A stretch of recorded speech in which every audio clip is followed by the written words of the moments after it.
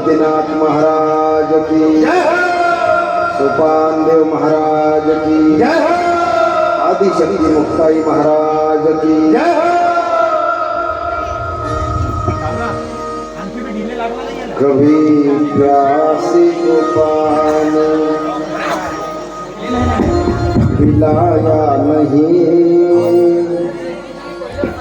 बात अमृत पिलाने से क्या फायदा. आमच्या श्रीकांतजींची ऑफर होते. श्रीकांतजी गात होते. कालपासून त्यांनी सांगितलं की हे भजन घ्या मला. सुंदर गायला आमच्या प्रफुल्लांनी. जोरात टाळी वाजवा महाराज. धन्यवाद.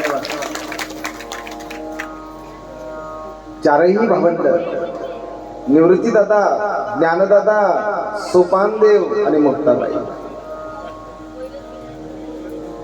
आळे फाट्याला, त्या आळे गावामध्ये रेड्याला त्या ठिकाणी समाधिस्थ करतायत. काय तो रेडा भाग्य घेऊन आला महाराज. स्वतः माऊली महावैष्णव ज्ञानोबरांच्या हाताने त्याला मूठमाती दिली. आजही तुम्ही जर कधी ते गेलात तिथं तर त्या रेड्याच्या दर्शनासाठी बारी लागते, यात्रा भरते महाराज रेड्याची. रेड्याच्या जन्माला जाऊन सुद्धा किती भाग्यवान आहे. रेड्याला समाधी दिल्यानंतर त्या ठिकाणी पुढं आळंदीला गेल्यानंतर शुद्धीपत्र घेऊन गेलेले आहेत. सगळ्या ब्राह्मण सभेला ते शुद्धीपत्र दाखवलेलं आहे. त्या शुद्धीपत्रामध्ये तर अगदी असा उल्लेख केला की हे साक्षात देवाचे पुतळे आहेत. हे परब्रह्मेचे पुतळे.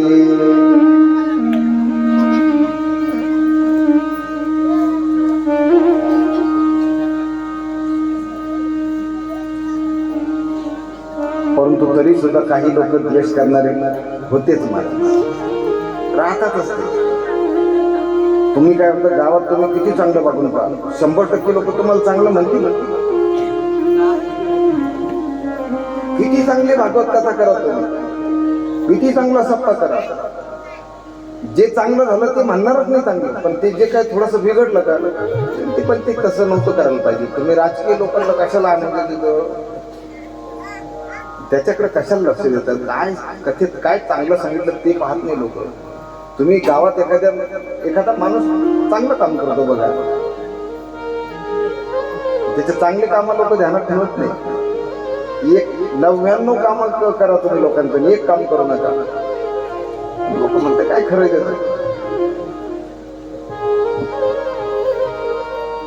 बरं जे काहीच करत नाही ना त्यांना लोक काही बोलत नाही.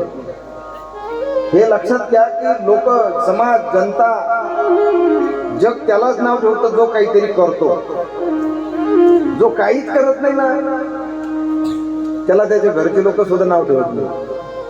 घरच्या लोकांनी डोक्यातून काढून टाकलं असतं, आता म्हटलं ते काय खातं झोपतं, काहीच करत नाही ना ते. काहीच नाही केलं तरी सुद्धा आयुष्य चाललंय, दिवस चालला. आयुष्य जात आहे पहा, काळ जपतसे महा. असं बी आयुष्य चाललं तसंही चाललं. मग काहीतरी चांगलं काम करून जा.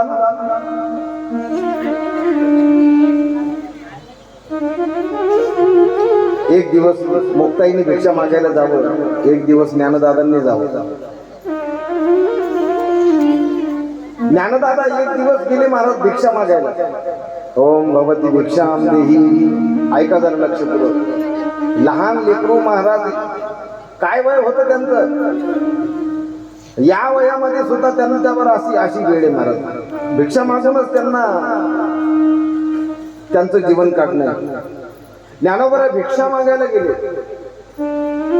नेमकं एक मनुष्य होता ब्राह्मण, त्याला त्याच्या मुलीला पाहुणे पाहायला येणार होती. नेमकं त्याची मुलगी थोडी काळी होती दिसायला. योगायोगाने असं तर ते समोरून ज्ञानोबा आले भिक्षा मागायला. ते चालले होते आणि ते समोर ज्ञानोबांना त्या पाहिलं त्याने. तो म्हटला बापरे बापरे बापरे काय दिवस आला म्हटले, आज माझ्या मुलीला पाहायला पाहुणे येणार आहेत. नेमकं हे संन्यासाचं पोर हे समोरून आलं.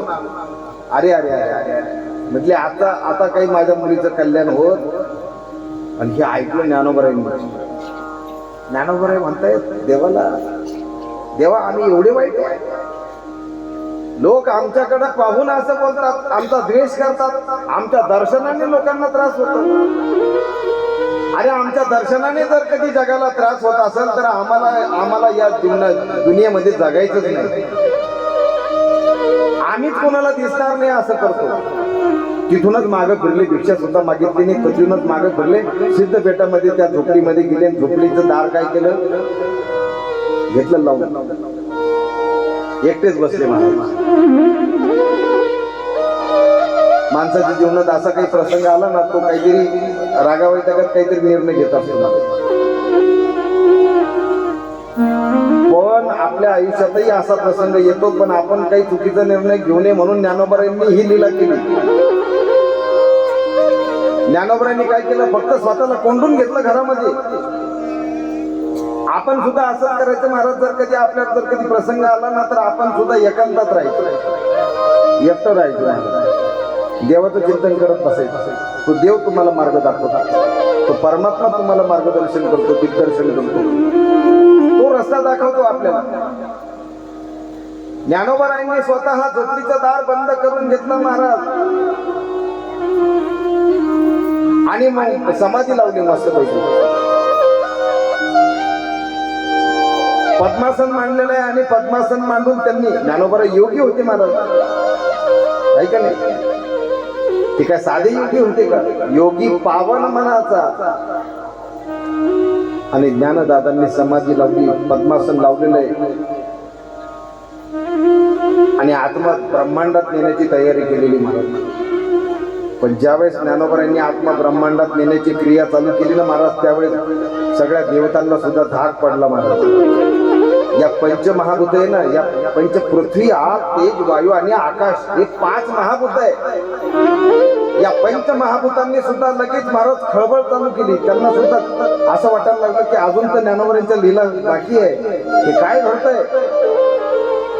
सोसाट्याचा वारा सुटला महाराज जोरात, विजांचा कडकडाट होऊ लागला, झाडांचा कर्कश आवाज येऊ लागला,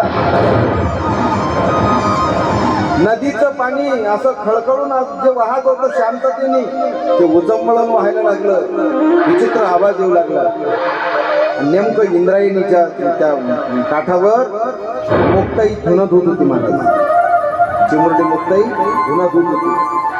धुणं धुत असताना ते पाण्याचा झालेला जो काही आवाज आहे ना, तर ती मुक्ताई ती साक्षात जगदंबा आहे, तिला ऐकू येणार नाही का? तिने त्या पाण्याकडे पाहिलं, वाऱ्याकडे पाहिलं, तिला लगेच कळालं काहीतरी गडबड आहे. तिने ओळखलं, तिने डोळे बंद केला, आणि मुक्ताईला कळालं की कुणीतरी योगी स्वतःचे प्राण काय करतोय, प्राणोत्क्रमण होतंय, प्राण सोडू पाहतोय. ज्यावेळेस एखादा योगी असतो ना, तर तो ज्यावेळेस असं प्राण सोडतो ना, त्यावेळेस परिसरामध्ये असं वातावरण तयार होतं. पण मुक्ताई म्हटली, आता इथं योगी कोण आहे एवढ्या परिसरामध्ये? अरे ज्ञानदादा. पटकन तसंच धुणं टाकलं, तसेच पळत सुटली महाराज सिद्धपेठाकडे, आणि जोरात पळत आले, आणि पाहिली तर काय, झोपडीच्या बाहेर निवृत्ती दादा आणि सोपानदेव विनंती करतात, ज्ञानदादा दार उघडा, ज्ञानदादा ताटी उघडा, ज्ञानदादा. पण ज्ञानदादांनी मात्र काय केलंय, पद्मासन लावलेलं आहे, आणि पद्मासन लावून प्राण कंठापर्यंत आलेले आहेत. सगळ्या ब्रह्मांडामध्ये विचित्र असं वातावरण झालेलं आहे. आणि चिमुरडी मुक्ताई पळत आली, निवृत्ती दादा काय झालं? सोपानदेव मुक्ताईला म्हणतोय, ज्ञानदादांनी बघणं दार लावून घेतलं, आम्ही केव्हाचा प्रयत्न करतोय, परंतु ज्ञानदादा दार उघडायला तयार नाहीये, सरका बाजूला. एवढीशी चिमुरडी मुक्ताई गेली, आणि टाकी उघडण्याचा प्रयत्न करते. ज्ञानदादा, ए दादा, दार उघड दादा.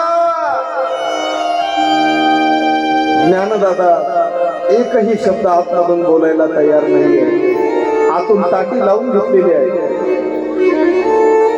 शेवटी मुक्ताईला वाटलं की जो ज्ञानाचा शिरोमणी आहे, जो साक्षात कैवल्याचा पुतळा आहे, जो साक्षात मूर्तिमंत चिंतामणी आहे, चिंतकाचा चिंतामणी ज्याला आम्ही म्हणतो, आज तोच स्वतः प्राणोत्क्रमण करतोय, तोच स्वतः प्राण या देहातून काढू पाहतोय.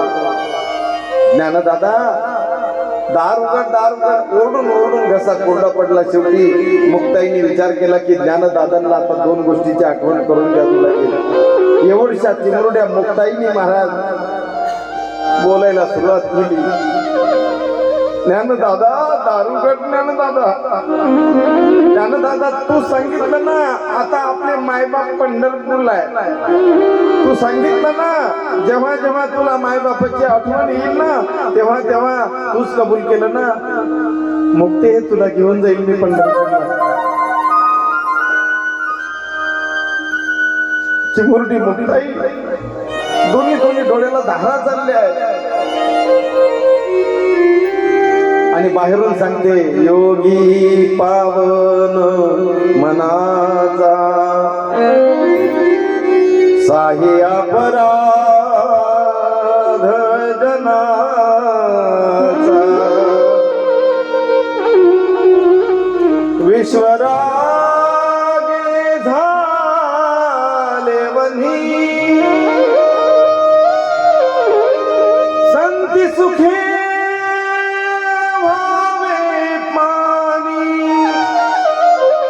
संती सुखे